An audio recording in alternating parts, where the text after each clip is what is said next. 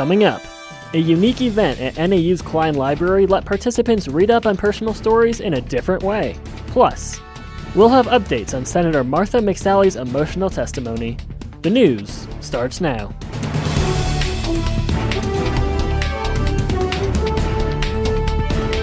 You're watching NAZ Today, Northern Arizona's local news. Good evening and welcome to NAZ Today. I'm Aaron Vidito. And I'm Mitchell McKenzie. Thanks for tuning in. Now, we're all familiar with libraries, but Wednesday the Flagstaff community was treated to something slightly different, a human library. The concept is designed as a way for people to challenge their stereotypes and provide new frameworks for conversation. NAZ Today's Chelsea Parker has more.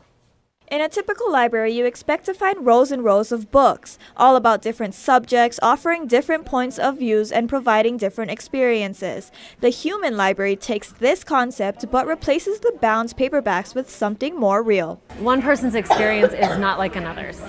It's just not. Meet Emerson Schroeder. They, along with several other volunteers, are a book, a first-person account of unique life experiences. Readers at this event had the opportunity to check out Emerson, sitting down with them to listen to their story for 20 minutes. Emerson spoke about being non-binary, their journey towards self-discovery, and what it means to be non-binary in this day. All of a sudden, I had a language for it. All of a sudden, I had something I could live into. And so that's when I knew, right? The fact that it's not binary, which is like, here's male, here's female, and then non-binary is like, hello. But it didn't stop there. The NAU Office of Inclusion worked to make sure the event included people of different orientations, religious backgrounds, ethnicities, disabilities, and other life experiences. One such book available was Lee Hartwig, a disabled combat veteran diagnosed with PTSD. I had walked out of a Walmart. I was with my wife, and I was about to cross the crosswalk to go to the parking lot. A car drove by and the muffler backfired. Instantly, I was back in Afghanistan. I was trying to grab a hold of my weapon. I was trying to figure out where the threat was, if somebody was trying to kill me, if I was going to have to kill somebody else, if rockets were being thrown at me.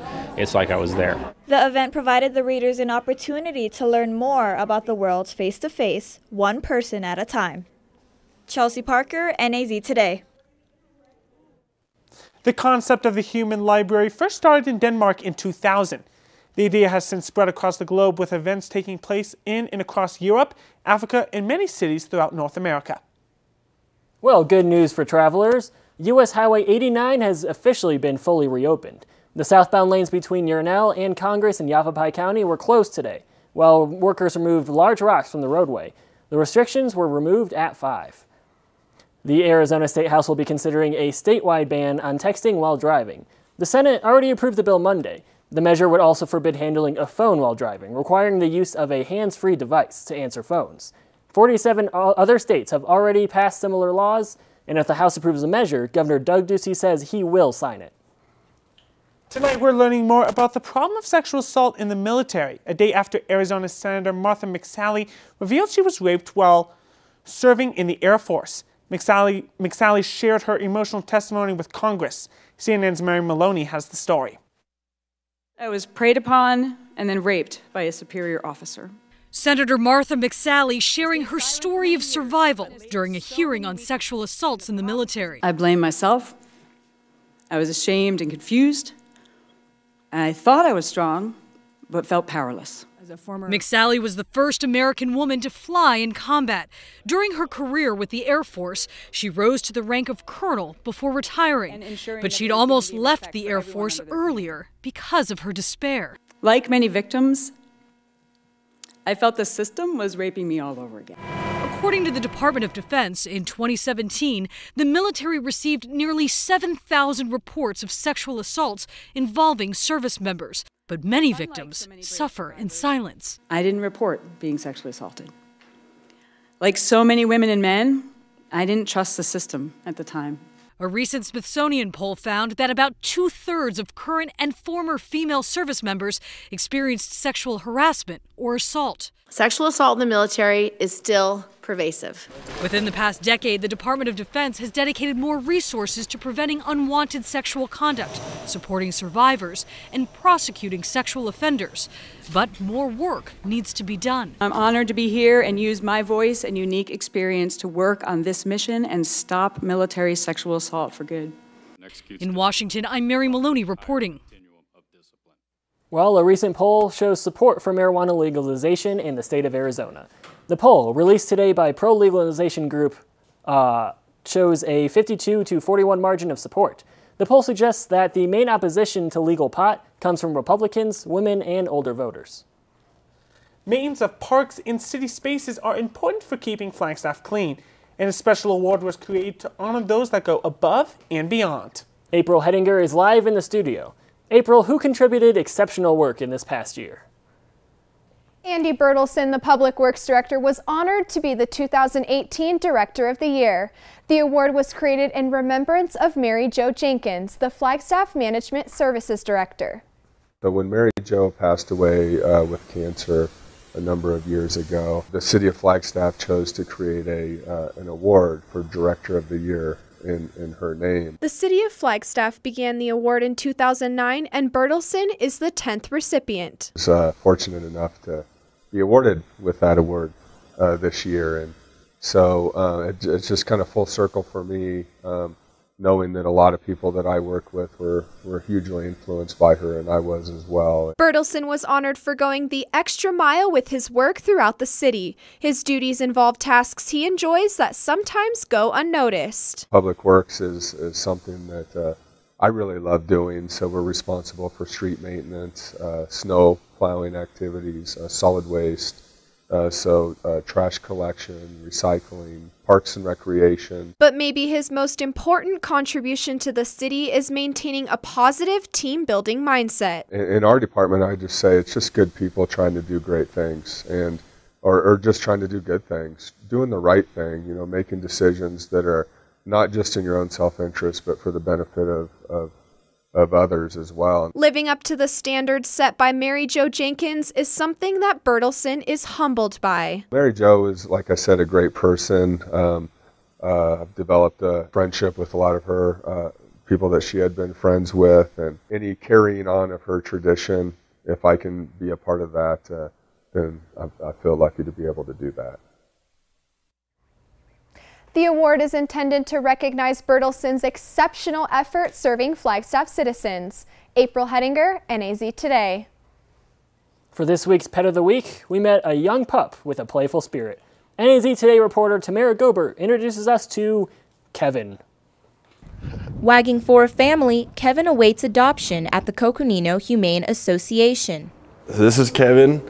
He's a 4.5-month-old American Pit Bull Terrier mix. He spent a couple months here at the shelter with us, recovering from a little condition that he had and that we gave him medication to treat for. But now he's on the adoption floor and he's looking a lot healthier and ready to find a good home. At 2 months old, Kevin was brought into the association with canine distemper, a respiratory disease that does not guarantee recovery. I think he's special because I think he's adorable. I think he has a cute little blockhead.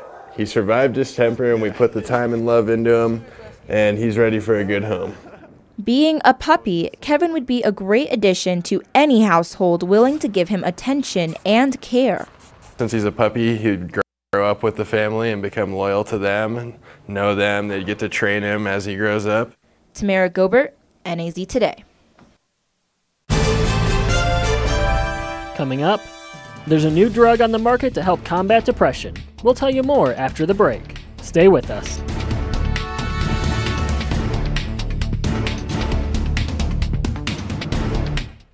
Good evening, I'm Cristiana Ramos. It was really gloomy outside, slight overcast, some chilly breezes, and that's because we have a little snow coming in on Friday. And then you have more snow coming in from the Pacific into northern Arizona. And this weekend, how's it gonna look? Lieber will have more. Stay with us. Cash in the dash at Terry Markson Chevrolet Cadillac. Every new Chevrolet will have an envelope in the dash with a card inside, letting you know how much cash you'll receive when you purchase your new Chevrolet. $1,000, $2,000, up to $6,500 in extra cash when you purchase your new Chevrolet. Cash in the dash. Hi, I'm Mark Harris, owner of Terry Markson Chevrolet Cadillac. I guarantee to beat anybody's price or you'll receive $500. Terry Markson Chevrolet Cadillac. No pressure, no hype. Well, Thomas, you've got pre-diabetes. But with more exercise and a change in diet, it can be reversed. I've tried exercising. It just makes me hungry for bacon. I love bacon, too. And who really likes to exercise? Not me. Me neither. Nobody. So we're good? What? Oh, you still have pre-diabetes. Big time.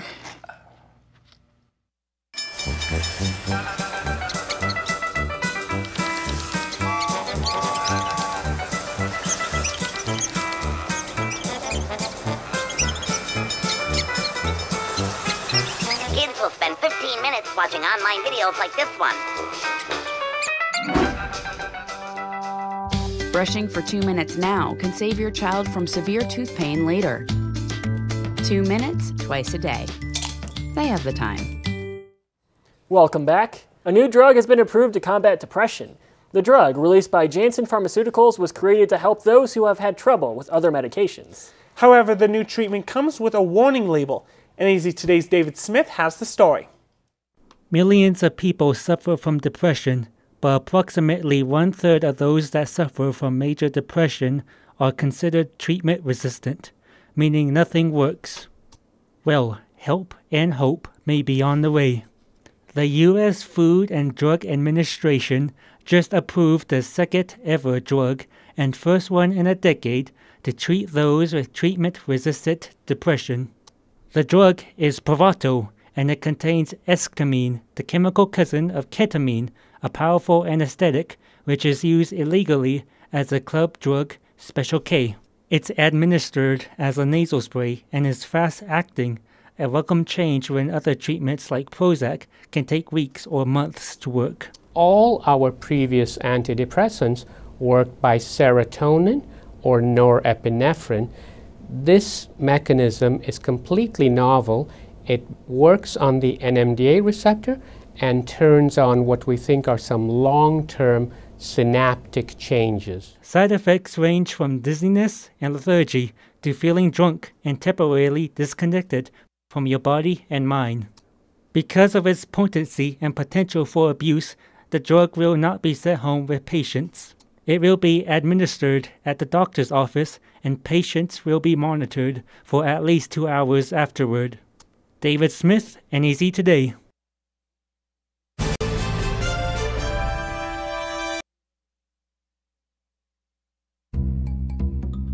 Sure, I look cute now, but when my owner lost his job, it was rough. I was living on the street, and one night, me and this Cocker Spaniel got into it so bad, I wound up looking like an ice cream cone. I cried a little bit, but thankfully I got rescued, so I'm running, I'm jumping, all back to my old self, and I'm ready to give unconditional love, even if you put a lampshade on my head.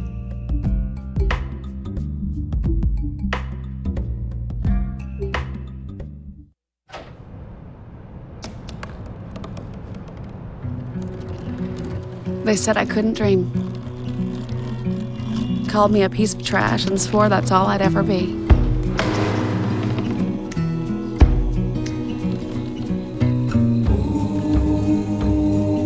Said a bottle couldn't see the ocean.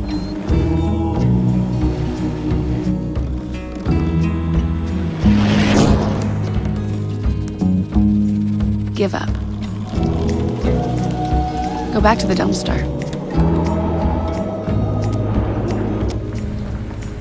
But I didn't listen. I made my way.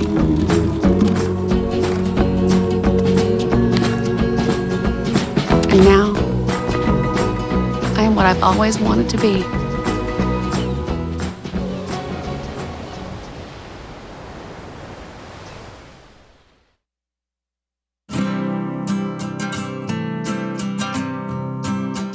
Every day, across America. Excess food is gathered by a network of good people at local food banks, giving hope to millions of children who struggle with hunger. They've earned their wings, and you can too. Together, we can solve child hunger. Support Feeding America and your local food bank at feedingamerica.org. Tonight's NAZ Today weather is brought to you in part by Terry Markson Chevrolet Cadillac in Flagstaff.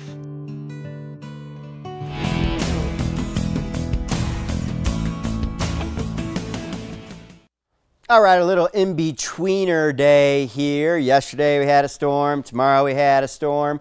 Kind of felt a little bit like a tweener day. 50 degrees our high temperature, 48 average for this time of year. So very typical early March type temperatures. Atypical with our early morning low temperature at 37 degrees due to a windy overnight, keeping the atmosphere well mixed, not letting the coldest air settle down at the surface. That's what wind does when it blows here during the overnight. Okay, for us today, clouds tried to break, but really never managed to for us here in Flagstaff. Here's a look at the satellite. You're seeing these low, stubborn clouds here that were hanging around Flagstaff, across southern Arizona. Some high cloud cover, sunny out across the Little Colorado River Valley. More sunshine down in Yavapai County today as well. All right, here's the California coast. Notice this little swirling action. This is our next storm system. Kind of weakening here, looking much less significant as what we were thinking earlier in the week. It will bring some rain and snow showers to the region as it moves through tomorrow. Wanted to take a look out from the Sedona Airport webcam, kind of in and out of the clouds down there today. A beautiful day in Sedona. Current conditions at Sedona Airport, 55 degrees right now, cloudy skies, and the wind out of the southeast at 18, gusting to 28. Okay, we widen it out here and take a look at our storm a little closer here. Here's the California coast. Notice this looks like a very poorly organized system. The whole mess kind of comes into Arizona, which is just off your screen here. Through the day tomorrow, I think we see some light rain and snow showers develop here during the early morning hours pre-sunrise. Snow levels initially 7,000 feet in Flagstaff. We might see it as rain initially and then turn over to some snow showers throughout the day tomorrow as snow levels fall down around 5,500 feet in elevation. We're looking for an inch or less of accumulation generally across the Mogollon Rim region. Some light rain showers at low elevations below 6,000 feet. Much chillier. There is a cold front associated with it. Colder air will sweep in tomorrow and temperatures will be a good 10, 15 degrees cooler than where we have been the last couple of days. All right, then we get into the weekend and we're kind of in this quieter area of the Pacific Ocean. You don't see any storm systems over the weekend. Moderating temperatures, a mostly sunny Saturday, partly cloudy Sunday, as we see increasing clouds and wind Sunday, because look at this out here in the Pacific. We're looking for a pretty kind of stormy, snowy next week, and this could begin as early as late Sunday night, but really Monday and through much of next week, raging jet stream and storm track coming across the Pacific, kind of taking aim at us here in the southwest. So still in this very active storm track here for us, at least through next week time frame. Okay, for us tonight, 33 degrees, cloudy, breezy, a few rain showers turning over to snow showers right around sunrise for us. We're not looking for any big accumulation. Tomorrow is a windy day, much colder as I talked about, 38 degrees, snow showers, Flagstaff maybe an inch of accumulation. Kind of hard to accumulate snow with this type of system. It's not going to be snowing that hard. It's going to be snowing right through the middle of the day. Okay, 53 forecast in Sedona tomorrow, a few rain showers, light, Payson, 49, Winslow, 56, a windy Friday for you out in the Little Colorado River Valley. Here's a look at the extended forecast. Over the weekend, looking for some fairly user-friendly weather, no precipitation, but as we do get into next week, as I mentioned, it looks like we're in for some decent snowfall with a couple of storm systems. A Monday one kind of winds down into Tuesday, a bigger one Wednesday into Thursday. See, I just want to say that I love my best friend. I like with my whole heart, but this upcoming snowstorm is the reason I'm going to Pasadena. I mean, going to Pasadena. I can't handle it. All right, get out of here. Well, thanks for that, Lee. Nadia, what's going on in sports? So we will have this week's NAU Spotlight and a special story from the Arizona Diamondbacks spring training right after the break. Hi, Meals on Wheels. I'm Marco. I'm a college student and I volunteer as a driver for Meals on Wheels.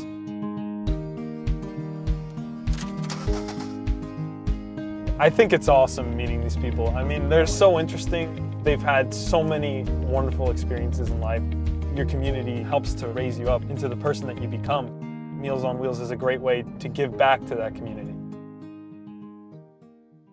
What planet are we living on? Right here. What do you think it would be like to teach? Chances are, you have no idea. Turn the lights and everybody look up. Teachers today are breaking down obstacles, finding innovative ways to instill old lessons, proving that greatness can be found in everyday places, and that you don't need to be famous to be unforgettable. That's what it's like to teach.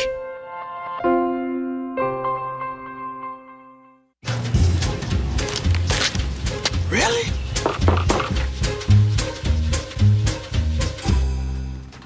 Buzz, what's up, man?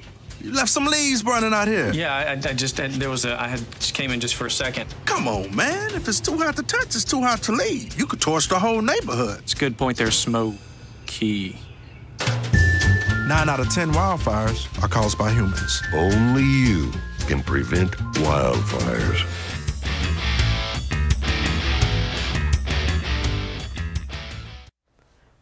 Welcome back to NAZ Today. I'm your sports reporter, Nadia Armenta. Being a college athlete can be difficult at times due to traveling, the homework load, and trying to maintain friendships.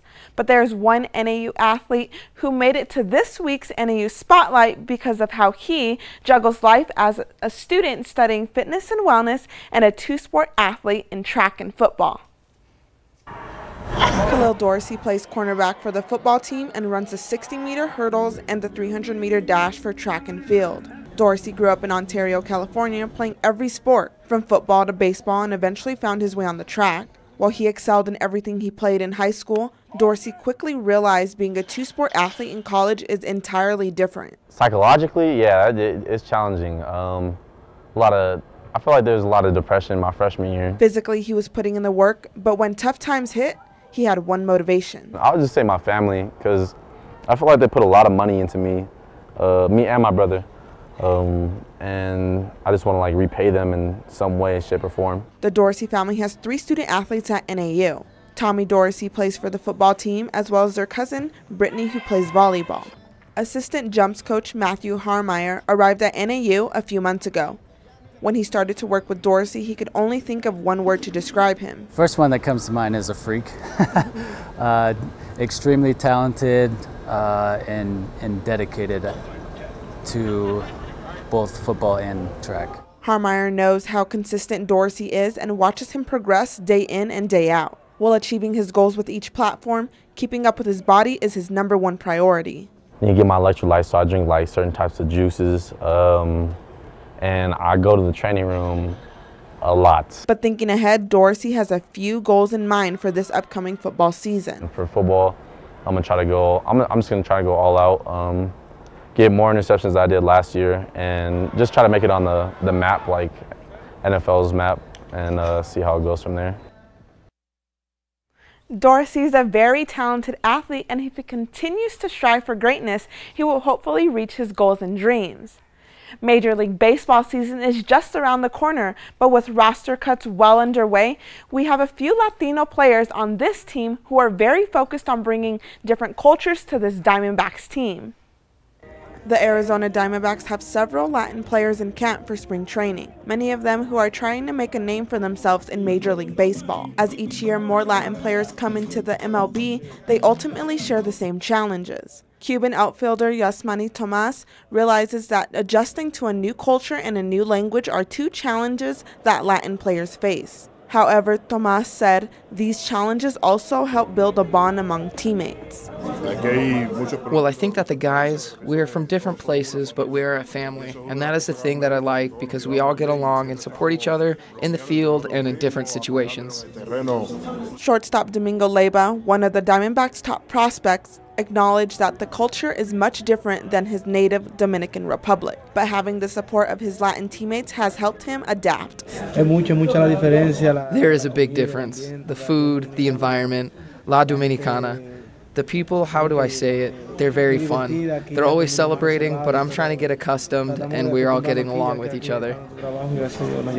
Third baseman Eduardo Escobar believes that most Latin players are well prepared for the baseball side of things, but they rely heavily on the support of one another to adjust to the language and culture. The main thing that makes this team unique is the stress of family, being united and playing strong. I think the competition in each place that we play, from the Dominican to Venezuela to Puerto Rico, it's a lot better. The most important is to play 100% strong. Coming from all parts of the world, there can be several barriers, but manager Tori Lavolo understands that the most important thing to do is stress family. We play as one, we act as one, and no matter where they come from or what culture, we're a big family there. And I think they gravitate to that, and the players feel very welcome.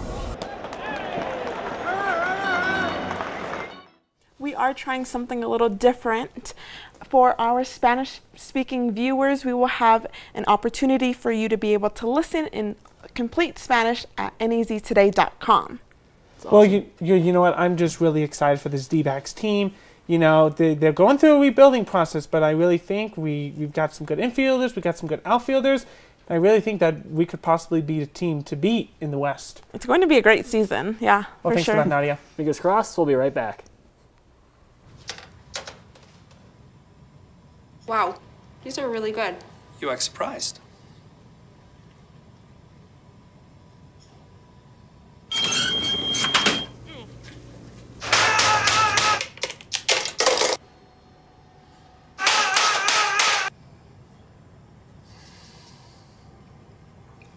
Practice makes perfect. You don't have to be perfect to be a perfect parent. There are thousands of teens in foster care who don't need perfection. They need you. Leaving hot coals improperly extinguished can cause a wildfire. Hey guys, it's Smokey! It looks as if Smokey is going to use the drown, stir, drown, and feel technique. After the first drown, a good start. Next, another drink. And finally, a close feel. Is it cool? Okay. Yeah. Hey, Smokey, catch! Oh, my bad, Smokey. Only you can prevent wildfires. Hi!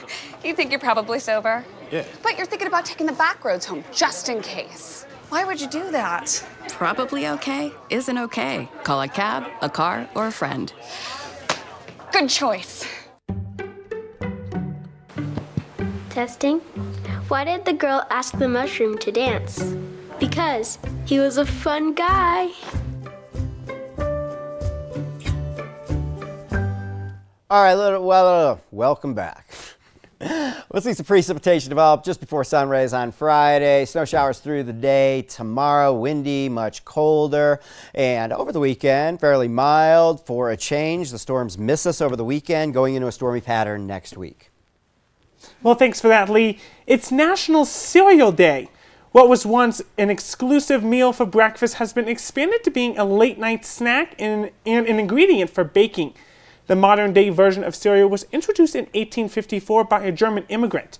This invention later became Quaker Oats and eventually expanded to include hundreds of flavors and become the popular food we know and love today. But the question still remains, is cereal a soup? And the answer, of course, is it's definitely a soup. No. I mean, it's like, is chili a soup or a stew? Anyway, thank you. Be kind to one another. Good night.